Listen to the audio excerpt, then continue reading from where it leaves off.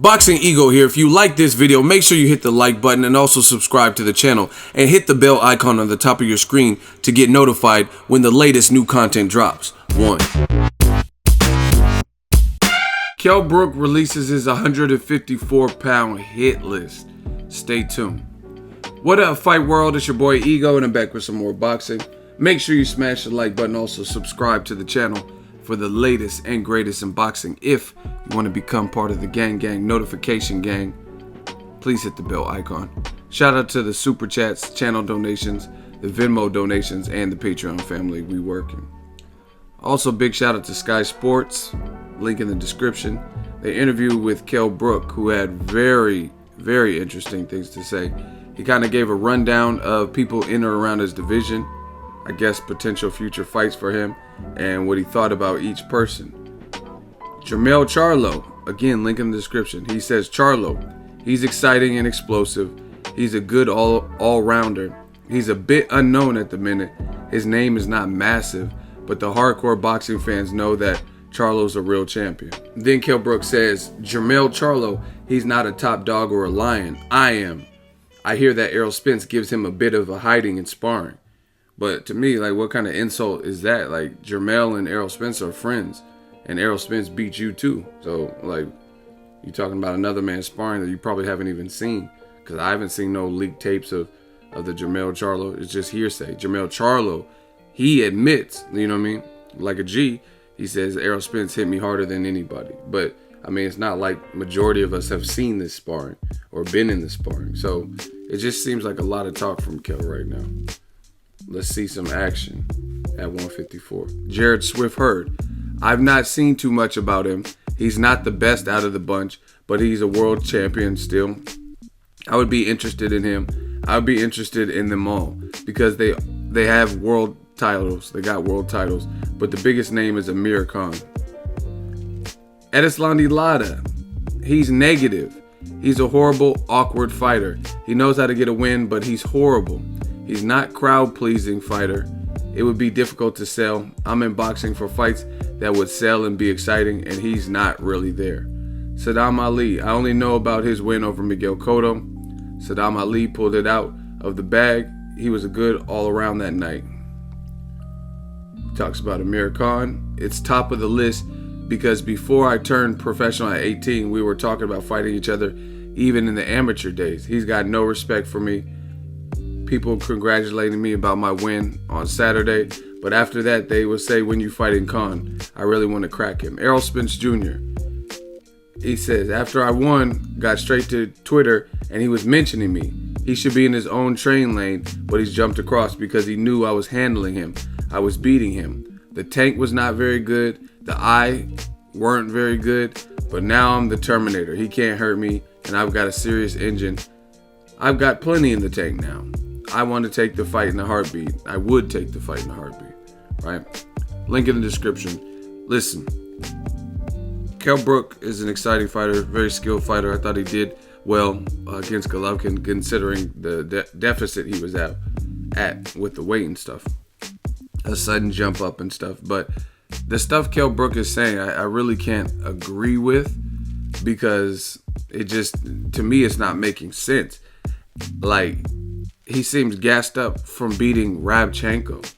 You know what I mean? And that's cool to have, like, I don't mind trash talking. I don't mind, like, wanting the best fights and stuff like that. But you got to listen to what people are saying, right? When he talked about Edeslandi Lara, he says he's negative. He's a horrible, awkward fighter.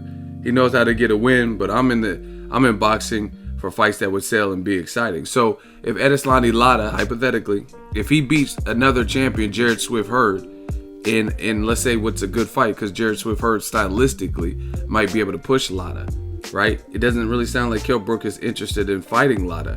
He just said he's negative. He's a horrible, awkward fighter. But what if he beats Hurd? Then he's going to have another belt. He's going to unify with Hurd.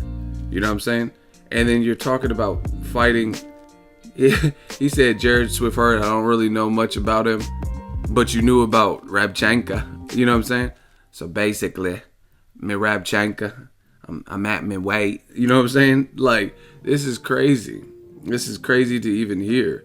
Or as they say in the UK, it's rubbish. Like, you haven't heard much about Jared Swift Hurd, but he says, oh, I'm interested in them all because they got world titles. But the biggest name is Amir Khan. How is Amir Khan might be the biggest name for you in your mind, but that's not the biggest boxing fight that could be made. That train, like, has almost sailed. You know what I mean? People aren't really even concerned. You're at a new weight division. Amir Khan got knocked out at the weight division you're currently at. You know what I mean? I don't really see people jumping up for joy. And then you're saying stuff about Errol Spence can't hurt you at 54. If he can't hurt you at 54, why you want to fight Amir Khan at 154? You know what I mean? They're both welterweights who would be moving up to a division that's pretty much unfamiliar territory. And then I'm just not, I don't understand it. Kell Brook says, Jermell Charlo, he's a bit unknown at the minute. His name is not massive. Okay. Like, you know what I mean? Like, fighters got to stop with this, who is he? Because Kell Brook did the same thing with Errol Spence Jr., and he beat you. You said Errol Spence is the new Jeff Lacey. This is before the fight I'm talking. And he also said that Errol Spence, it's hard to get up for a fighter like Errol Spence because no one's really knowing him. Go look at it. There's a quote very similar to that. He said no one's really knowing his name, but then no one really knew his name, but then he just beat you. And then now you're saying I didn't have a lot in the tank. It's because of my eye. It just, I'm not understanding this. And I hate when boxers talk these fights like politicians or something. Bottom line is, the people who need to know who Jermell Charlo is. You know what I'm saying?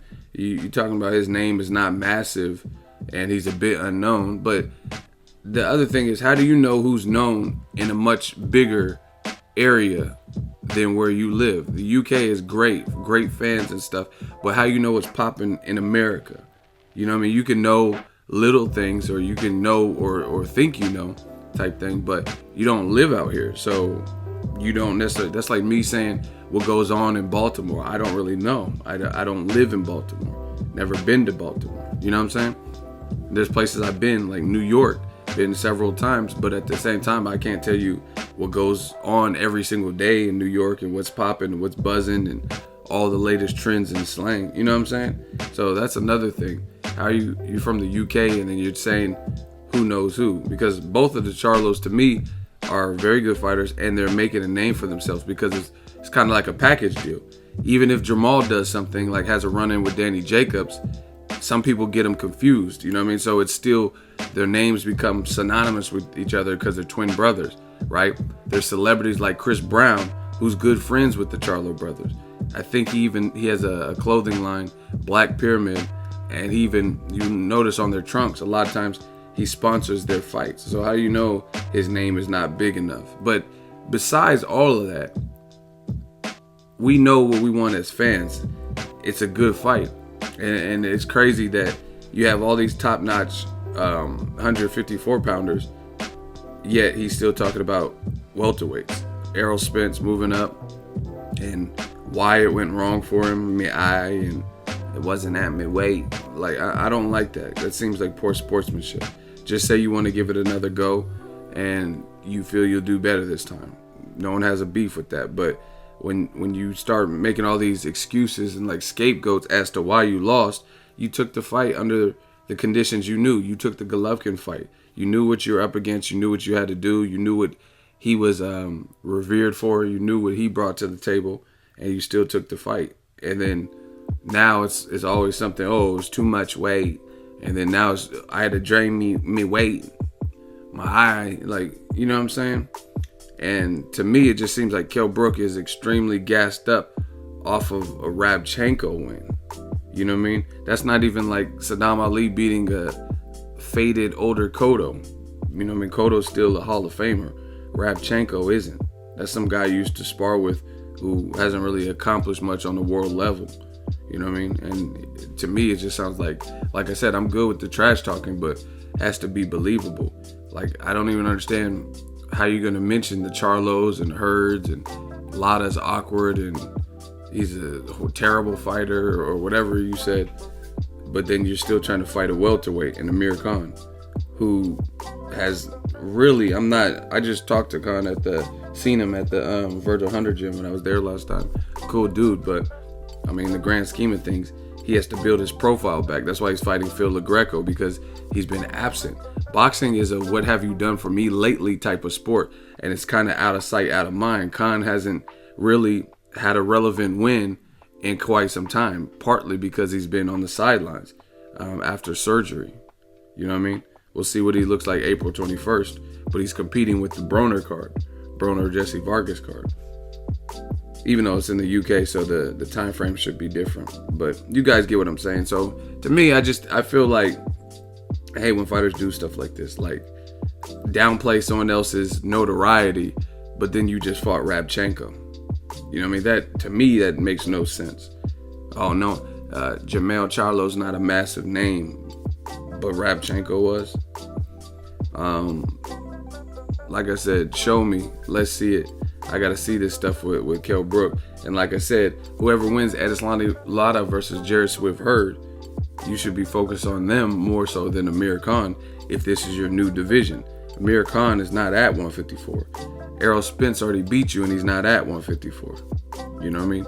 Even though those fights could happen later, Errol Spence is, to my knowledge, trying to rack up bodies and he could still make 47. Let me know what you guys think of Kell Brook's recent comments. Link in the description. Drop your thoughts in the comment section. Make sure you smash the like button as always. Hate, comment, and subscribe. Till next video is Ego signing off. So if you enjoyed this video and want more content like this on the channel, you can show your appreciation by going to the PayPal donate button or the YouTube support button. And you can donate any amount that you feel is equivalent to the value of this video. Much more to come. Thank you guys for your support. Boxing Ego, the future of boxing.